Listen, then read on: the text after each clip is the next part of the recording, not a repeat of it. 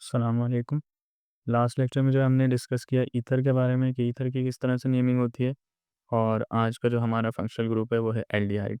अब एल्डिहाइड की तरफ जाने से पहले हमें जो है कुछ बेसिक चीज़ें ये सीखनी पड़ेंगी कि हमारे पास ये जो ग्रुप होता है कुछ इस तरह से, ये कार्बन के साथ डबल बॉन्ड के साथ ऊपर दो डबल बॉन्ड के साथ जो है एक ऑक्सीजन अटैच होता है और दोनों साइड पे जो है वैलेंसीज उसकी कार्बन की खाली होती हैं। तो ये हमारे पास कहलाता है कार्बोनिल कार्बन और ये कहलाता है कार्बोनिल ग्रुप। इसी से जो है फर्दर सारे जो है इसी के डेरिवेटिव्स होते हैं कि इसके अंदर अगर एक साइड पे हाइड्रोजन और एक साइड पे अल्काइल रेडिकल होगा तो हमारे पास एल्डिहाइड होता है। अगर दोनों साइड पे इसके जो है हमें अल्काइल रेडिकल नज़र आएंगे तो हमारे पास कीटोनिक ग्रुप होता है। अगर जो है हमारे पास एक साइड पे OH अटैच हो जाएगा और एक साइड पे अल्काइल रेडिकल होगा तो ये कार्बोक्सिलिक एसिड होता है। फिर इसी तरह से अगर कार्बोक्सिलिक एसिड में से हाइड्रोजन हट जाता है और उसकी जगह एक और अल्काइल रेडिकल आ जाता है तो ये ईस्टर होता है। और फिर इसी तरह से जब OH हट के NH2 आ जाता है तो ये एमाइड बन जाता है और फिर NH2 की जगह जब हैलाइड लग जाता है तो ये एसाइल हैलाइड बन जाता है। इस तरह से कार्बोनाइल कार्बन जो है उससे ड्राइव्ड होके ये सारे फंक्शनल ग्रुप निकलते हैं जो आगे हम कवर करेंगे वन बाय वन। अब सबसे पहले जो है एल्डिहाइड है हमारा। एल्डिहाइड का फंक्शनल ग्रुप क्या है? इसके अंदर हमें इस तरह से नज़र आता है, C डबल बॉन्ड के साथ ऑक्सीजन और एक हाइड्रोजन और बाकी साइड पे जो है अल्काइल रेडिकल या हाइड्रोकार्बन चेन होगी। अब ये जो है बाज़ दफ़ा इस तरह से भी लिखा होता है अल्काइल रेडिकल चेन में, तो इसको आप ओपन करके इस तरह से लिख दें या इस तरह से लिख दें, एक ही बात है। अब सफिक्सेस की बात करें तो कॉमन सिस्टम में इसका एल्डिहाइड यूज़ होता है और IUPAC सिस्टम में इसका AL यूज़ होता है जो इसका स्टार्टिंग के दो अल्फ़ाबेट्स हैं।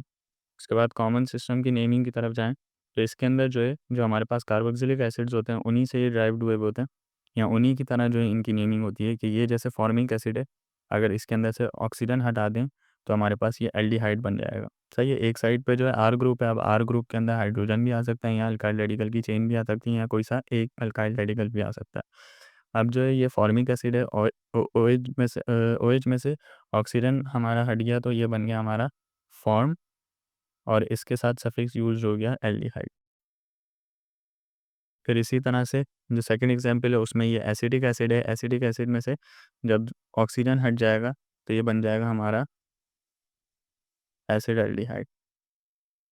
तो इसी तरह से जो है एल्डिहाइड की नेमिंग होती है कॉमन सिस्टम में कि जो उसका कार्बोक्सिलिक एसिड होगा उसी तरह से उसका नेम लिखा जाएगा एल्डिहाइड में कॉमन सिस्टम में। उसके बाद अगर बात करें एल्डिहाइड के जो है IUPAC सिस्टम के अकॉर्डिंग किस तरह से नेम होती है, तो इसमें सबसे मेन रूल ये है कि इसके अंदर जो हम नंबरिंग करेंगे, नंबरिंग के अंदर जो है हम इस तरह से हाइड्रोकार्बन चेन सेलेक्ट करते हैं कि हमारे पास भले ही ये कार्बोनिल ग्रुप का कार्बन है लेकिन हमारी जो नंबरिंग होगी वो इधर से ही स्टार्ट होगी, इसी ग्रुप से स्टार्ट होगी हमेशा ये वाला जो कार्बन होगा। तो इसमें हमने नंबरिंग कर दी कि 2 ही कार्बन है और इसमें फंक्शनल ग्रुप ही है, कोई ब्रांच वगैरह हमें नज़र नहीं आ रही, तो हम यूज़ करेंगे अल्केन का। इसके साथ 2 कार्बन है तो इसके लिए हम यूज़ करते हैं इथेन। लेकिन इथेन के अंदर जो अल्केन का ई होता है वो हट जाएगा और उसकी जगह सफिक्स आ जाएगा AL, तो ये बन जाएगा इथेनॉल करके। फिर उसके बाद अगर हम बात करें इसकी ये वाली सेकंड एग्जांपल की, तो इसके अंदर हमारे पास मैंने बताया कि हमेशा फंक्शनल ग्रुप वाला कार्बन जो है वो चेन में आना चाहिए, तो इस तरह से हमारे पास चेन बनेगी या यहाँ से ऊपर भी जा सकते हैं इस तरह से। अब 3 कार्बन की ये चेन बन गई, नंबरिंग हमेशा कार्बोनिल कार्बन से स्टार्ट करेंगे, तो ये नंबरिंग हो गई। अब उसके बाद जो सेकंड पे ब्रांच अटैच है तो हमने लिख दिया 2 मिथाइल और इसके साथ 3 कार्बन वाला जो हमारे पास 3 कार्बन वाले जो हमारे पास चेन होती है वो होती है प्रोपाइल की या प्रोपेन की, तो उसके साथ हमने लिखा प्रोपेन और ई की जगह हमने लगा दिया AL, तो ये बन गया 2 मिथाइल प्रोपेनल। फिर उसके बाद थर्ड एग्जांपल अगर हम देखें तो थर्ड एग्जांपल में ये हमारे पास फंक्शनल ग्रुप है, तो इस तरह से जो है चेन सिलेक्ट होगी, ये लॉन्गेस्ट चेन हमारी सिलेक्ट हो गई, नंबरिंग भी यहीं से होगी। कोई बाकी का भले ही ये हैलाइड अटैच है लेकिन इधर से नंबरिंग हम नहीं करेंगे, हमारी नंबरिंग हमेशा यहीं से स्टार्ट होगी। तो ये हमने नंबरिंग कर दी 1 2 3 4 4 कार्बन वाली इसकी पेरेंट चेन है। अब इसके बाद नेमिंग पे अगर हम जाएँ तो थर्ड कार्बन पे क्लोरीन अटैच है और सेकंड कार्बन पे मिथाइल अटैच है।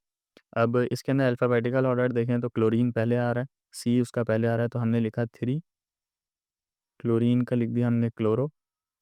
उसके साथ 2 पे जो है हमारे अटैच है मिथाइल, 3 क्लोरो 2 मिथाइल और 4 कार्बन वाला अल्केन जो होता है वो हमारे पास होता है ब्यूटेन। लेकिन ब्यूटेन की जगह हम ई की जगह जो है एल अटैच कर देंगे तो ये बन जाएगा 3 क्लोरो 2 मिथाइल ब्यूटेनॉल। उसके बाद लास्ट जो एग्जांपल है हमारी, उसके अंदर जो है इस तरह से हम लॉन्गेस्ट हाइड्रोकार्बन चेन सेलेक्ट करेंगे। अब इसके अंदर हम देख सकते हैं कि 3 अलग-अलग फंक्शनल ग्रुप आ रहे हैं। ये अल्कोहल है, ये जो है हमारे पास हैलाइड है और ये जो है हमारे पास एल्डिहाइड है। लेकिन सबसे ज़्यादा स्ट्रॉन्गेस्ट जो होता है वो एल्डिहाइड होता है। तो इसी से नंबरिंग स्टार्ट करेंगे हम। तो ये नंबरिंग हो गई चेन की कार्बन के ऊपर। फिर उसके बाद जब हम नेमिंग पे जाएँ तो इसके अंदर जो है हम ओएच जो है, ओएच को हम रिप्रेजेंट करते हैं, ये हाइड्रॉक्सिल ग्रुप होता है। तो हाइड्रॉक्सिल के लिए जो हम यूज़ करते हैं हाइड्रॉक्सी। अब इसके अंदर जब हम नेमिंग करें तो हाइड्रॉक्सी का एच और ब्रोमीन का बी, उसके अंदर अल्फ़ाबेटिकल ऑर्डर देखें तो बी पहले आता है।